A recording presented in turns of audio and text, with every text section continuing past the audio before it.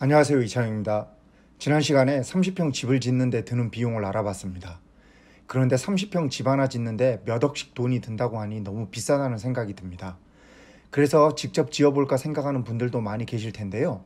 오늘은 직접 집을 짓는 것은 가능한지, 가능하다면 얼마나 비용을 줄일 수 있을지 한번 따져보겠습니다. 마찬가지로 30평 집을 기준으로 하겠습니다.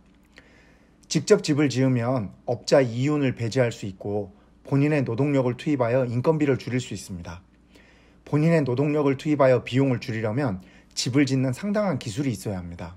그런데 여기서는 특별한 기술이 없는 것으로 가정하고 해보겠습니다. 현실적으로 집을 짓는 데 필요한 기술을 단기간에 습득하는 것은 매우 어렵습니다. 아래 내용을 보시다 보면 이해가 될 것인데요. 각 부분에서 스스로 할 수 있는 부분이 어떤 것인지 점검해 보시기 바랍니다. 집을 지으려면 먼저 설계를 해야 합니다. 건축 설계를 하는 설계사는 매우 전문적인 영역으로 인건비가 비싼 전문가입니다. 그러므로 돈을 절약하려면 인터넷 등을 찾아서 이미 만들어진 설계도를 사용하는 것이 좋습니다. 이 경우에도 허가를 내기 위해서는 설계사무소를 이용해야만 합니다. 최근에는 내진 관련 법령이 강화되어 구조 설계도 해야 합니다. 기존에 있는 설계를 사용하고 허가만 설계사무실을 이용할 경우 설계비는 300만 원입니다. 여기서 일반인이 할 수 있는 부분은 없습니다. 설계가 되었으면 집을 짓기 위한 터를 만들어야 합니다. 혼자서 삽질, 곡괭이질을 할 수도 있지만 거의 불가능하고 장비가 필요합니다. 굴삭기 같은 중장비가 꼭 있어야 합니다. 필요에 따라 잡석이나 모래 등의 자재도 필요합니다. 굴삭기 중에서 가장 작고 저렴한 공투를 기사님을 포함하여 빌리면 하루 50만 원입니다. 일을 아주 잘하는 기사님을 가정하여 이틀 만에 끝내도록 해봅니다. 100만 원 듭니다. 자재비는 50만 원만 잡겠습니다. 땅이 평평해서 별도의 토목공사가 없다고 가정하고 터 만드는데 150만 원이 듭니다. 여기서도 건축주가 할 수 있는 일은 별로 없습니다. 이제 콘크리트 기초를 해야 합니다. 거푸집을 짜고 철근을 엮어놓고 각종 배관을 묻어줍니다. 전기 배선도 미리 해야 합니다. 배관에는 상수, 하수, 가스 등의 인입을 고려한 설계를 해서 잘해야 합니다. 철근, 배관 등 자재비가 200만 원, 콘크리트 부을 때 쓰는 펌프카가 60만 원, 레미콘이 250만 원 듭니다. 또 거푸집 만드는 목수 인건비가 200만 원 정도 됩니다. 합계 710만 원입니다. 이 부분도 매우 전문적인 영역으로 건축주 인력은 별로 도움이 안 됩니다. 이제 골조를 해야 됩니다. 경량철 골조에 벽체는 샌드위치 판넬로 진행해 보겠습니다. 이 방법이 값이 가장 저렴하고 기술적으로도 쉽습니다. 철골조를 하기 위해서는 철재를 매입하고 설계에 맞게 자르고 용접을 해야 합니다. 철 자재값이 500만 원, 철공 인건비가 500만 원입니다. 판넬은 판넬 공장에서 설계도에 맞도록 재단해 와야 합니다. 자재가 입고되면 크레인이나 기타 장비를 동원하여 벽체에 맞춰서 세우고 고정합니다. 지붕도 마찬가지로 합니다. 판넬 자재비 1,000만 원, 인건비 1,000만 원 듭니다. 벽체를 세우고 지붕을 올리는 일은 기술도 기술이지만 매우 위험합니다. 일반인은 절대 할 수 없으며 여러 사람이 필요합니다. 벽체를 세웠으면 설계도에 맞도록 판넬을 뚫어 창호와 문짝 등이 들어갈 자리를 만듭니다. 애초에 자재 공장에서 제대로 재단을 하지 않으면 잘라낸 판넬을 모두 낭비하게 됩니다. 커팅 기술도 기술이지만 설계에 맞는 자재 재단이 필수적입니다. 경험이 없는 사람이 하게 되면 많은 자재를 낭비하게 됩니다. 이제 창호를 제작하여 끼워야 합니다. 창호 전문 업체에 설계도와 시공된 현장을 보여주고 창호 주문을 합니다. LG 하우시스 이중창 기준으로 1,000만 원가량 듭니다. 다음으로 현관문을 달아야 합니다. 현관문은 단열과 도난 등을 대비하여 어느 정도 좋은 제품을 써야 합니다. 150만 원 듭니다. 워낙 무거워서 혼자서는 시공이 안 되므로 시공비 50만 원 추가하여 200만 원 듭니다. 이제 실내외 전기 배선을 해야 합니다. 전기공사 비용이 1,000만 원 듭니다.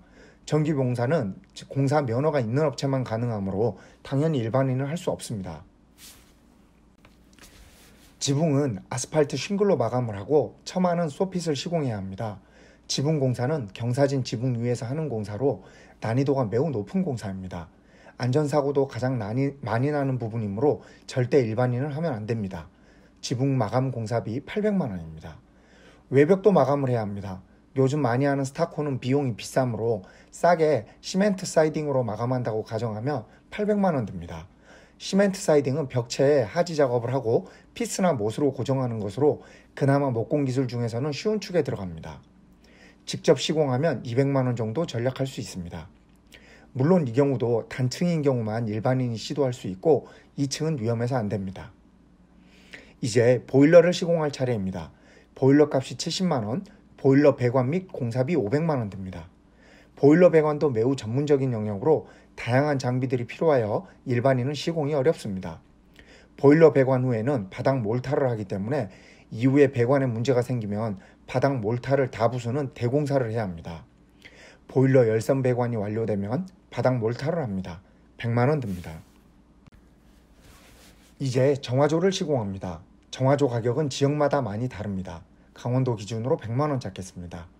시공을 위해서는 다시 굴삭기를 동원하여 땅을 파고 정화조를 묻는 공사를 해야 합니다. 집하고 연결하는 적절한 배관도 해야 하고 정화조로부터 외부로 빠져나가는 하수 공사도 해야 합니다. 정화조 공사가 잘못되면 물이 제대로 빠지지 않거나 실내에서 화장실 냄새가 나거나 하는 문제가 생깁니다. 절대적으로 전문가가 시공해야 합니다. 시공비 100만 원입니다. 여기까지 하면 집 외관은 완성된 것입니다. 외부에서 보면 완전히 완공된 집으로 보입니다. 얼마나 들었는지 볼까요? 9,700만 원 들었습니다. 평당으로 해보면 323만 원입니다. 전체 공정을 보니 어떻습니까? 스스로 할 수 있는 부분이 있습니까? 거의 없다는 것을 쉽게 알 수 있습니다. 그러면 스스로 시공하는 것과 건축회사에 맡기는 것은 무엇이 다를까요? 위 내용에서 결정적으로 빠진 비용이 있는데 바로 이 모든 공사를 진행하고 점검하는 현장 소장의 인건비가 빠져 있습니다. 직접 시공하게 되면 이 부분이 절약되는 것입니다. 인테리어를 제외한 위의 공사를 마무리하는 기간은 아무리 짧아도 4개월 걸립니다. 한 달에 300만 원만 책정해도 1,200만 원이 듭니다. 정상적인 시공사는 여기에 당연히 회사의 이윤도 포함해야 합니다. 위 시공비는 각 시공 파트별로 지불되는 돈이라 전체 시공회사의 이윤이 빠진 것입니다. 물론 직접 시공하면 이 이윤도 절약이 되는 것이고요. 그런데 저렇게 다양한 기술이 사용되는 시공들을 감독하고 확인하는 작업을 일반인이 할 수 있을까요? 거의 불가능합니다. 그냥 업체들이 알아서 잘해주기를 기대하는 수밖에 없습니다. 왜냐하면 위 내용을 글로 볼 때는 하나하나가 별개의 작업처럼 되어 있지만 실상은 모두 유기적으로 연결되어 있고 어느 한 부분이 잘못되면 나머지도 같이 잘못됩니다. 예를 들어 배관공사는 기초공사 때부터 최종 인테리어까지 모두 다 연결되어 있으므로 한 사람이 꼼꼼히 점검하지 않으면 큰 문제가 생깁니다. 전기공사도 마찬가지입니다. 자, 그렇다면 인테리어를 제외하고 공사비가 평당 300만 원 이상 드는데 집을 다 짓는 비용이 300이면 된다, 400이면 된다고 하는 업체들이 있습니다. 어떻게 가능할까요? 저는 잘 모르겠습니다. 제가 생각해 볼 때 가능한 방법으로는 첫 번째 방법으로 자재를 덜 쓰면 됩니다. 자재를 덜 쓰면 자재비도 절약되고 인건비도 절약됩니다. 당연히 장기적으로 큰 문제가 발생할 위험이 있습니다. 두 번째 방법으로는 시공을 하다가 이런저런 이유를 대면서 추가 공사비를 요구하면 됩니다. 말도 안 되는 것 같지만 이런 전략을 쓰는 업체도 꽤 있습니다. 아무튼 집의 외관이 마무리되었으므로 이제 인테리어를 하면 됩니다. 인테리어는 전문적인 영역이긴 하지만 많은 부분 노력하면 개인도 할 수 있습니다. 왜냐하면 인테리어 시공은 설사 잘못된다 하더라도 건축물의 구조적인 문제가 아니므로 언제든 다시 하면 됩니다. 대충 하고 살다가 전문가를 불러서 리모델링을 해도 됩니다. 예를 들어 가장 싸게 인테리어를 마감하는 것은 도배 회사를 불러서 도배만 시키면 됩니다. 이런 견적은 업체를 불러서 집을 보여주고 설계도를 보여주면 쉽게 뽑을 수 있습니다. 전체적인 인테리어를 외주 주는 경우에도 큰 위험이 없습니다. 많은 인테리어 업체들이 있으므로 시공한 사진이나 실제를 보고 견적을 뽑고 외주를 주면 됩니다. 인테리어 잘못한다고 비가 새거나 벽체가 갈라지거나 하지 않으므로 내부 마무리를 잘하는 집을 고르면 되는 것입니다. 브랜드 아파트 정도 인테리어를 하려면 평당 200만 원 정도 듭니다. 목공을 최소화하고 석고보드 위에 벽지만 바르는 수준이면 100만 원 정도 예상하면 됩니다. 위에서 나온 단가들은 2018년 현재 가격입니다. 물론 전문 시공사가 받는 견적이므로 일반인이 하면 조금 더 들 수 있지만 크게 다르지 않을 것입니다. 시공회사 선정 시에 최소 위 항목들에 대한 견적을 반드시 받아야 합니다. 각 항목별로 점검하여 비용이 너무 적거나 많거나 하면 다시 확인하십시오. 위 금액에서 빠진 것이 또 있는데 사후 보수 비용입니다.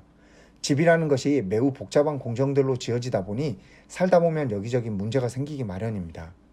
건축비에는 당연히 이 비용도 포함되어야 합니다. 너무 야박하게 건축비를 깎으면 당연히 문제 발생 시 보수가 쉽지 않게 됩니다. 추가 비용을 요구하거나 심하면 연락이 두절됩니다. 결국 잘 살펴보면 직접 집을 짓는다는 것은 사실상 불가능하고 각 파트별로 시공회사를 불러서 시공하는 것도 매우 전문적인 영역이라는 것을 알 수 있습니다. 더 나아가서는 전체 집을 시공해줄 시공사 고르는 것조차 매우 힘든 일입니다. 그렇다면 집을 잘 지어줄 수 있는 시공사는 어떻게 선택하면 좋을까요? 이 부분은 다음 기회에 자세히 알아보겠습니다.